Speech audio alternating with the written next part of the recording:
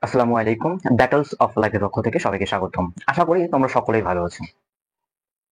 SSC 2024 ব্যাস তোমাদের খাতা পুড়ে গেছে। এটা একটা দুঃসংবাদ বটে, আবার অনেকে সুসংবাদ। খাতা পুড়ে গেছে। তোমার যারা এসএসসি পরীক্ষায় এ যাবৎ যারা স্থগিত হওয়ার আগ পর্যন্ত যারা পরীক্ষা দিয়েছো তাদের খাতা পুড়ে গেছে। এটা দুঃসংবাদ একটা। ভালো পরীক্ষা দিছো অনেকে। তাদের খাতাটা পুড়ে গেছে। দেখো আমি সরকারি হিসাব মতো আমাদের দেশে একটা আন্দোলন হচ্ছে। এই আন্দোলনে প্রায় আমি জাগো নিউজে দেখলাম প্রায় 18টি থানা পুড়ে গেছে। দেখো আমি তার আগে একটা কথা বলি যে তোমাদের যে পরীক্ষাগুলো হয়েছে এই পরীক্ষাগুলো হওয়ার পর খাতাগুলো কোথায় রাখা হয়? বোর্ডে রাখা হয়। কিন্তু এটা তার মধ্যে আন্দোলন। তখন কি বলা হয়েছে? বোর্ড থেকে নির্দেশ দেওয়া হয়েছে ঢাকা বোর্ডে কোনো খাতা আসেন যেন না রাখা হয়। পরিস্থিতি খারাপ, ঢাকায় পরিস্থিতি খারাপ। সেজন্য তখন কি বলা হয়েছে? কোনো বোর্ডে খাতা নেওয়া হলো না। তো সবচেয়ে নিরাপদ স্থান কোনটা? থানা। থানায় তো স্থান আমাদের বাংলাদেশের মধ্যে সবচেয়ে নিরাপদ স্থান এগুলোই। থানায় থানায় প্রশ্ন রাখা হলো, খাতা রাখা হলো। কিন্তু সেই খাতাগুলো কি আমাদের দেশের 18টি থানা পুড়ে দেওয়া হয়েছে, একদম ছাই পুড়ে দেওয়া হয়েছে। 60টির মতো থানায় লুটপাট করা হয়েছে, মানে যা ইচ্ছা সেখান থেকে নেওয়া যাওয়া হয়েছে। 200টির মতো থানা ক্ষত বিক্ষত হয়েছে, লুটপাট হয়েছে, আগুন ধরা হয়েছে, সেখানে মানে মারামারি, যেখানে লাঠি দাঙ্গা সবকিছুই করানো হয়েছে। সেজন্য আমাদের যে এইচএসসি 2024 ভাই বোনেরা পরীক্ষা দিছো তারা তাদের খাতাগুলো নষ্ট হয়ে গেছে।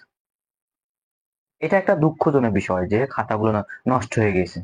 তো শিক্ষার্থীরা শান্তিপূর্ণভাবে পরীক্ষা দিয়েছিলাম, সেই খাতা রাখার দায়িত্ব ছিল আমাদের দেশের, কিন্তু সেই খাতা রাখতে পারেনি। পরিশেষে তোমাদের একটা কথা বলি যে খাতা যারা পুড়ে গেছে অনেকে মনে চাচ্ছ অটো পাস। অটো পাস দিলে কি সব কিছু সম্ভব? সবকিছু পরিশোধ হয়ে গেল? দেখো অনেকের এসএসসি তে অনেক খারাপ রেজাল্ট আছে, তারা এসএসসি তে ভালো রেজাল্ট করে তারা ভার্সিটি পরীক্ষা দিবে, মেডিকেল পরীক্ষা দিবে, এমন একটা প্রিপারেশন ছিল। কিন্তু দেখো তাদের যদি খারাপ রেজাল্ট নিয়ে এখন যদি অটো পাস দেওয়া হয় আবার খারাপ রেজাল্টই থাকবে। এটা একটা দুঃখজনক বিষয়। আমাকে ফেসবুকে ইউটিউবে অনেকে মেসেজ দিছে, ভাই আমার এত পয়েন্ট, আমি কি ভার্সিটিতে পরীক্ষা দিতে পারবো? এটা একটা দুঃখজনক বিষয় যদি অটো পাস দেওয়া হয়। তাই সবাই অটো পাস আসছে, অনেকে অটো পাস আসছে এরকম চাচ্ছে। এটা আসলে আমার বললো দেশের একটা আমাদের জন্য ক্ষতি। অটো পাস দেওয়া একটা ক্ষতি। এই খাতাগুলো য- যত্ন সহকারে রাখার দায়িত্ব ছিল আমাদের সরকারের, আমাদের দেশের, কিন্তু তোমাদের সেই খাতাগুলো রাখতে পারেনি। সেই খাতাগুলো ক্ষত বিক্ষত পুড়ে ছাই হয়ে গেছে।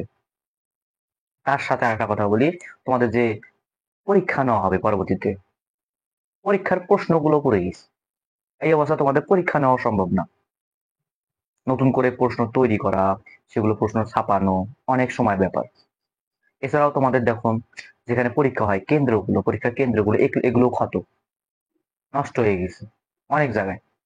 আর দেশে যে এখনো অরাজকতা চলতেছে, এই অবস্থায় পরীক্ষা নেওয়া একদমই অসম্ভব প্রায়। দেখা এখন সরকার হাতে দুটো অপশন আছে। একটা অপশন রি এক্সাম, 15 এক্সাম নাও, প্রথম থেকে 15 এক্সাম নাও। আর দ্বিতীয় অপশন হচ্ছে অটোপাস। আমি এছাড়া কোনো পথ দেখতেছি না তাদের। দুটা পদ, এক রি এক্সাম আর হচ্ছে অটোপাস। এখন দেখো দেখি দুই একদিনের মধ্যে ইনশাল্লাহ শিক্ষা মন্ত্রণালয় থেকে নোটিশ দিবে যে তোমাদের কি হবে, অটোপাস হবে না রি এক্সাম হবে। তোমরা কোনটা চাও? কমেন্টে জানাও। কমেন্ট দেখুক সবাই যে কমেন্টে কি, তোমার কমেন্টে কি বলো, কি চাচ্ছ তোমরা কমেন্টে জানাও অবশ্যই। তোমাদের কথাও বিবেচনায় রাখা হচ্ছে। দেশের এখন পরিস্থিতি একদমই যে ভালো তাও নয়। এখন আমাদের দেশের সরকার প্রধান নেই, শিক্ষামন্ত্রী নেই, নতুনভাবে সকল তত্ত্বাবধায়ক হিসাবে অনেকে নিয়োগ হয়েছে। দেশের পরিস্থিতি স্বাভাবিক হতে অনেক সময় দরকার। আচ্ছা ওইদিকে না যাচ্ছি। এখন তোমরা দেখো খাতা পুড়ে গেছে, এখন তোমাদের এটা সবচেয়ে কষ্টকর বিষয় একটা। এখন সরকার হাতে দুটো অপশন আছে, হয় রি এক্সাম আর না হয় অটোপাস। এখন দেখা যাক কি করায়। তোমাদের এইরকম আপডেট নিউজ ইনশাল্লাহ যদি আজকে দেয়, আজকে তোমাদের এই চ্যানেলে দেওয়া হবে। আশা করি বুঝতে পারছো। আজকে ভিডিও এই পর্যন্তই। আসসালামু আলাইকুম।